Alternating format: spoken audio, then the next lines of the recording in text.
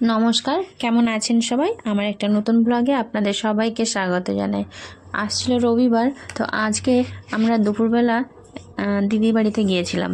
মানে যাওয়ার কথা ছিল গত পরশু দিন, আর গিয়েছিলাম গাছ আনার জন্য।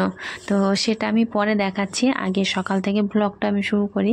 তো প্রথমেই সকালবেলা তো মানে ভোরবেলা আমি ভগবানের ভোগ আরতি করা হয়ে গেছে, আর আজকে দ্বাদশী একটু চিঁড়ে ভোগ দিয়ে ভোগ আরতি করে দিয়েছি। তো পালন করার টাইমটা হচ্ছে 9:11 থেকে শুরু। তো 9:11 মানে আমার কাছে অনেকটাই বেলা, মানে ভোরবেলা আমার 6:30টার আগে তো ঠাকুরের পুজো পাঠ হয়ে যায়। তো কি করব অত বেলা পর্যন্ত।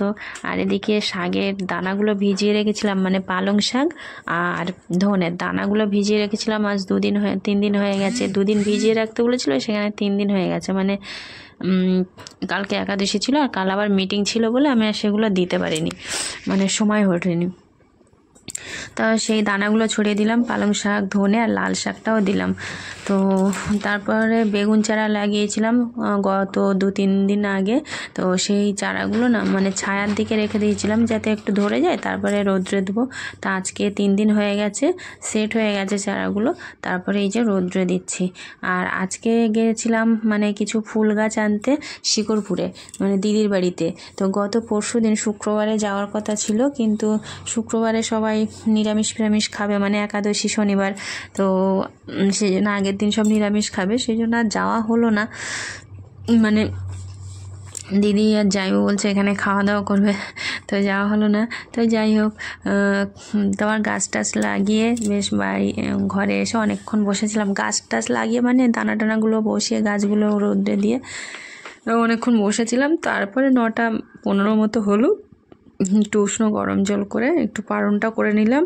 পুরীর জগন্নাথের মহাপ্রসাদ দিয়ে আগে পারণটা করে নিলাম, তারপরে ভগবানের যে ভোগটা দিয়েছিলাম চিঁড়ের ভোগ, সেটাও খেয়ে নিলাম একটু। নিয়ে তারপর রান্না বসিয়ে দিয়েছি, ভাত বসিয়ে দিয়েছি, আলু সিদ্ধ, ফুলকপি আলু সিদ্ধ দিয়ে। আর এদিকে মটর ডাল করছি পালং শাক দিয়ে, আর ফুলকপি আর আলু ভাজা করছি। ভাত তো হয়ে গেছে, আর এদিকে পালং শাক আর আলু আবার সিদ্ধ করেছি। এই যে ফুলকপি আর আলু সিদ্ধ, আর এটা পালং শাক আলু সিদ্ধ করেছি। আর পনির আলু ফুলকপি, এটা ছোট করে একটা তরকারি। ওটা হচ্ছে ছেলে দুপুরবেলা খাবে, যেহেতু ছেলে যায়নি সেই জন্য। তো আমরা খেতে বসলাম। তো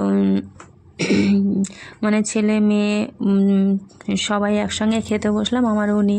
তো সকালবেলার খাওয়া। আর আমি দিদিকে বলে দিয়েছিলাম, যেহেতু আজকে আমি নিরামিষ খাবো, তো সকালবেলা সেই জন্য নিরামিষ রান্না করলাম। আর আমি দিদিকে বলে দিয়েছিলাম যে আমার জন্য কিছু নিরামিষ করতে হবে না। তো দিদিকে আর শুনবে? তো যাই হোক, তারপরে আমরা বেরিয়ে গেলাম 3 জন। ছেলে দোকানদারি করছে, আমি, আমার মেয়ে আর আমার উনি 3 জন আমরা বেরিয়ে গেলাম শিকরপুরের উদ্দেশ্যে। চলে আসলাম, এসে দেখছি যে দিদি বোন বেগুনি ভাজছে, দিদি স্যালাড কাটছে, মানে রান্নাবান্না কমপ্লিট। তখন 1:30 বাজে গিয়েছি। তো রান্নাবান্না কি করেছে সেটা দেখাই।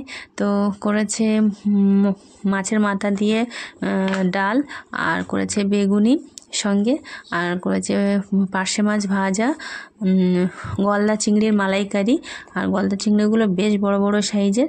আর ছিল মটন কষা। বেশিরভাগ দিদি জামাইরা মটনটাই খায়, আর আমার জন্য চিকেন আনে, যেমন বাবাও করতো। যেদিন মটন খাবে সেদিন আমার জন্য আবার চিকেন আনতো। চিকেন বলতে দেশি মুরগি নিয়ে আসতো। তো যাই হোক, তো আজকে আর আমি খাবো না বলে যাইবো, আর মুরগিটা নিয়ে আসিনি, মানে যেহেতু আমি দ্বাদশীর দিনও নিরামিষ খাই সেই জন্য নিয়ে আসিনি। তো তারপরে তার দিদি আবার সেই মুগ ডাল করেছে আমার জন্য, একটু সয়াবিন আলুর তরকারি, আর বেগুনি তো ছিলই, বেগুনি পাঁপড় ভাজা। হচ্ছে ডাল আর বেগুনি পাঁপড় ভাজা দিয়েই আমার খাওয়া হয়ে গেছে। আর সকালে আমি ভাত খাই না, কিন্তু আজকে খেয়েছি, কারণ দিদিকে বলেছিলাম যে আমার জন্য কিছু করতে হবে না। তো সেই জন্য আমি ভাত টাত খেয়েই গিয়েছি। তো কিছু করার নেই, যেগুলো করেছে। আর সঙ্গে মিষ্টি ছিল, চাটনি পাঁপড় সব কিছুই ছিল। তো বেশ ভালোই খাওয়া দাওয়া হয়েছে। খাওয়া দাওয়া করে তারপর আমরা 4টের সময় গেলাম সবাই মিলে নার্সারিতে। আর এটাই ছিল আজকের উদ্দেশ্য, মানে প্রধান